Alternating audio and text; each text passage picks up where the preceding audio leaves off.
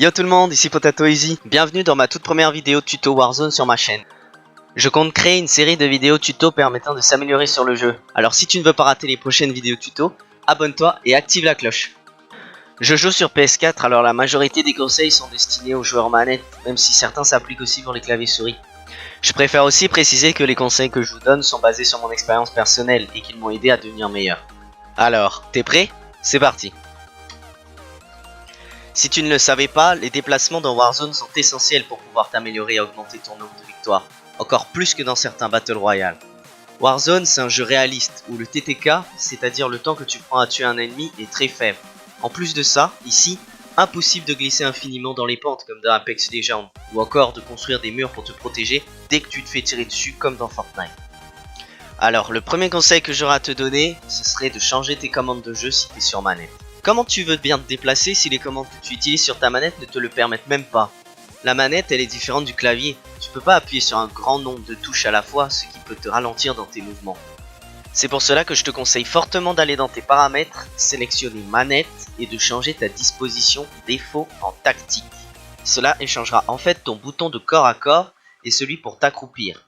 Si tu joues beaucoup aux jeux de type FPS comme Call of Duty, cela vaut vraiment le coup pour toi de changer ce paramètre. J'ai toujours joué en mode par défaut, et de choisir de passer au mode tactique pour m'accroupir a été une des meilleures décisions que j'ai prises. Il te faudra un petit temps d'adaptation, honnêtement moi ça m'a pris seulement 2 jours, mais après tu me remercieras. Va également changer le paramètre de glissade en appuyer au lieu de maintenir. C'est un petit réglage qui t'aidera beaucoup car tu auras une meilleure réactivité entre le moment où tu appuies sur le joystick pour t'accroupir et le moment où tu t'accroupis réellement dans le jeu. Le deuxième conseil que j'aurais pour toi, ce serait par rapport à comment aborder les corners. Je vois encore beaucoup trop de joueurs aborder les coins de la mauvaise façon. Voilà ce que je définis comme un corner. C'est le point de rencontre entre deux lignes de visée. Cela peut être le coin d'un bâtiment ou d'un obstacle. Donc on se retrouve en partie perso pour que je puisse vous montrer de quoi je parle. Imaginez qu'il y a un ennemi qui vous attend dans ce couloir. L'erreur que vous pouvez faire, c'est commencer à viser dans sa direction et avancer lentement pour essayer de le tuer. C'est une très mauvaise idée parce que l'ennemi vous attend déjà et s'attend déjà à ce que vous sortiez par là. Leur viseur est déjà centré sur cet endroit et donc en venant lentement vous allez vous faire tuer. A la place, privilégiez plutôt les jump shots, c'est-à-dire sauter puis ensuite tirer sur l'ennemi, ou les slide shots, c'est-à-dire glisser puis tirer sur l'ennemi. Ces deux manières sont beaucoup plus efficaces pour aborder les corners car l'ennemi devra ajuster sa visée une fois que vous avez sauté ou glissé et donc ratera quelques balles avant de pouvoir vous toucher. Ces quelques balles pourront vous suffire pour le tuer avant. Le troisième conseil que j'ai pour toi, ce serait utilise le slide cancel. Pouvant se traduire par la glissade annulée, le slide cancel c'est une technique qui te permet deux choses. Te déplacer plus vite et être plus difficile à toucher de manière générale. Comment le réaliser? Il faut en fait que tu cours en sprint tactique, que tu appuies sur le bouton t'accroupir une première fois pour que tu puisses glisser, que tu réappuies sur le bouton t'accroupir pour que tu annules ta glissade, puis enfin que tu appuies sur le bouton sauter pour que ton personnage puisse se relever. Voilà les combinaisons de boutons correspondantes selon si tu es sur manette PS4, en disposition tactique ou sur clavier. Il est prouvé que tu parcours les longues distances plus rapidement avec cette technique, car tu peux utiliser le sprint tactique à l'infini. Tu es aussi beaucoup plus difficile à toucher lorsque tu traverses des endroits à ciel ouvert. Mon quatrième conseil pour toi, c'est utilise les véhicules.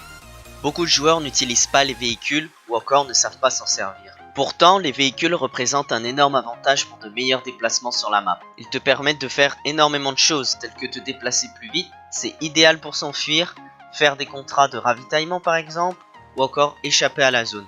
Attention, un seul C4 peut détruire ton véhicule, alors mets dessus un système trophy si possible. Il te permettra d'empêcher un total de 3 équipements explosifs pour protéger ton véhicule.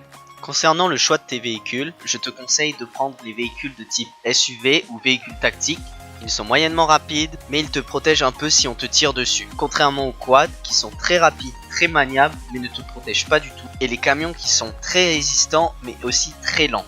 Le meilleur véhicule à utiliser, selon moi, reste quand même les hélicoptères. Ils sont le moyen de transport le plus rapide du jeu et présentent un très grand avantage car c'est le seul qui puisse voler.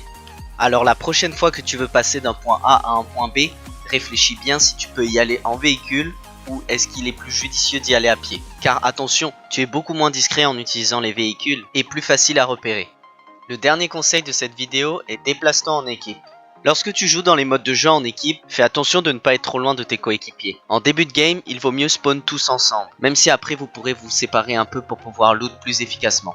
parce que sinon vous serez désavantagé au spawn face aux autres équipes qui sont complètes et vous aurez moins de chances de vous faire tuer si vous êtes ensemble et que vous vous faites attaquer par surprise. Ce conseil peut paraître évident, mais je ne compte même pas le nombre de fois où moi et ma team sommes morts car nous n'étions pas assez proches les uns des autres. Par exemple en quatuor, si je suis seul et qu'une team m'élimine, je laisserai donc mes alliés à 3 joueurs contre 4, ce qui est un très gros désavantage qui dans la plupart des cas se finit mal. Un dernier conseil destiné seulement aux joueurs sur manette. Ce qui rend plus difficile les déplacements pour les joueurs sur manette que ceux pour clavier souris, c'est entre autres le fait de pouvoir déplacer leur vue en même temps qu'ils sautent, s'accroupissent, etc. L'utilisation de manettes dites à palette, comme les manettes SCUF par exemple, pourrait t'aider à t'améliorer dans tes déplacements, mais coûte relativement cher. Il existe néanmoins des alternatives qui sont des palettes que tu rajoutes sur ta manette sans avoir à acheter une manette spéciale, et cela pour moins cher. Je te laisse faire des recherches de ton côté si cela t'intéresse.